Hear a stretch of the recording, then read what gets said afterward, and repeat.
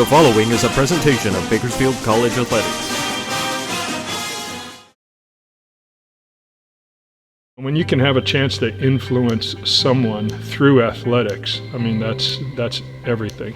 My name is Carl Ferreira. I am the head indoor and beach volleyball coach at Bakersfield College, as well as a full-time professor in health and kinesiology.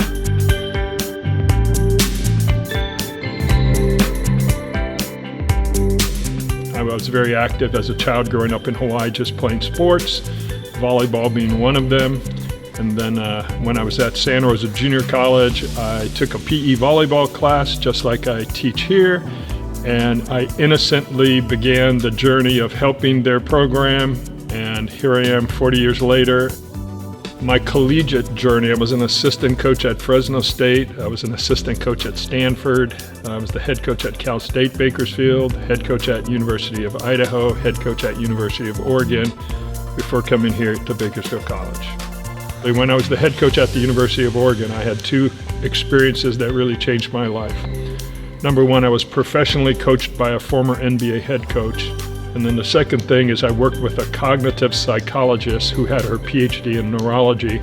And that started me on a path of understanding the mind and performance. And both of those experiences really changed my life. I think the biggest challenge is you start out this profession being very content-oriented, meaning you're just coaching the sport. And then you learn that's not enough. You have to really understand much more about humans. And so what changed me the most was when I began understanding how to develop people, not just coach a sport.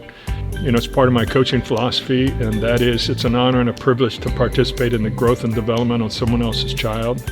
So, when you can have a chance to influence someone through athletics, I mean, that's everything. The thing that happens in sports is there's a tremendous amount of urgency. We play every week. You're trying to find ways to get better. And with that urgency comes a little bit of pressure. So you just have to understand how to manage the balance, and if you can win and lose the exact same way, when you win, what did we do right and what needs work? And when you lose, what did we do right and what needs work? And then you don't really get too high or too low about it, but you just understand it's a journey and the process way more important than one outcome along the way. So if you're asking players to improve and get better, you have to do the same thing yourself. For my players, I ask them the first question every year, why are you here? And the response we're looking for is we're here to invest in ourselves and our teammates.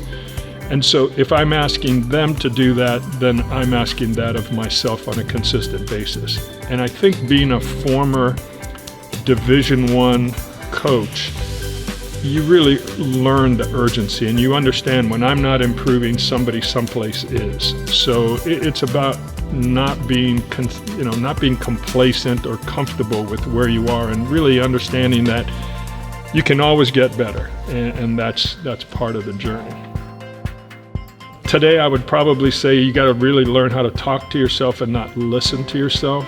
I think there's a difference between thoughts and thinking. And a lot of times when you study the mind, you really learn that we have what's called a negativity bias. So if you can really get the athletes to understand how they should be talking to themselves and really empowering themselves and not listening to the negativity that's, could be creeping in their mind, I think that's powerful. And then really the second one maybe is you have the worst view of you. You really don't understand that. If you want to truly understand what you look like, you have to ask a lot of people around you. And as coaches, we're consistently giving feedback. So it's us observing them, but the most powerful way to get better is for you to understand you. I've never coached a daughter. I've never coached a student. I've never coached a friend. I'm only coaching a version of who they are, which is that athlete. So if I'm asking them to compartmentalize and how to be able to flip the switch when they get here and become a different character, I have to do the same thing. So who I am in the gym as a coach that's not me, the husband, that's not me, the father, that's not me, the leader, mentor off the court. So you really you don't want those lines to be blurred. You want to really be specific about the roles and responsibilities you have.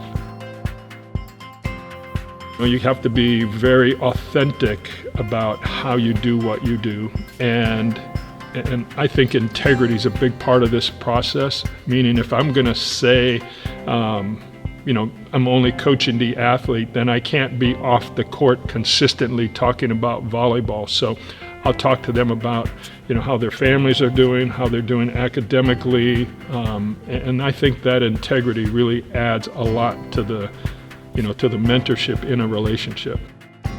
I think in the beginning, you're just driven by the innocent energy of wanting to win.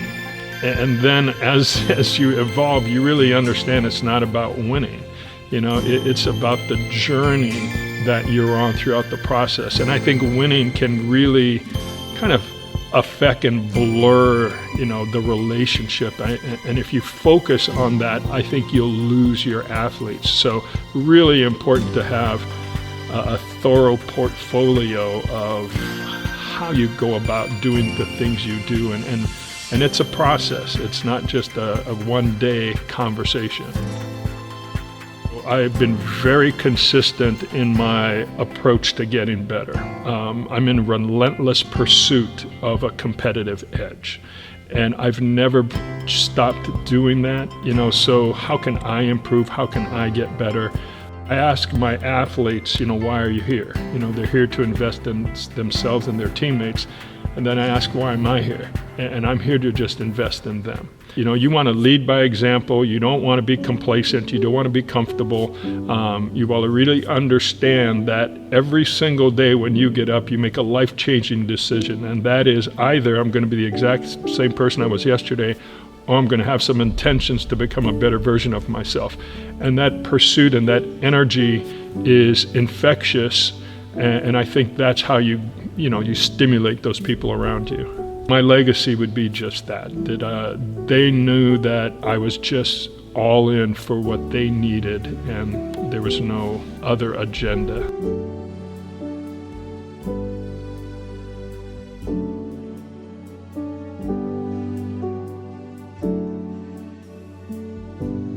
Retirement isn't an ending, it's a transition.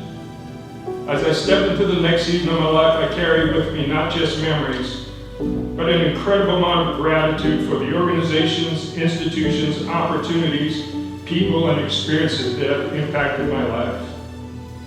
With much love and gratitude, thank you and ahui ho,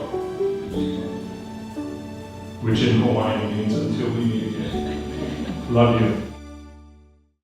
It's the day-to-day time you spend nurturing the relationships, and they're not always easy, because in athletics you got to make them do what's hard. You got to make them do what they can't do by themselves. So you got to create that trust in that relationship in order to have that type of growth, because without the struggle you're not going to grow. Never ever forget that every single day when you wake up you make a life-changing decision. And that is either I'm going to be normal or I'm going to be extraordinary. And you got to do it every single day.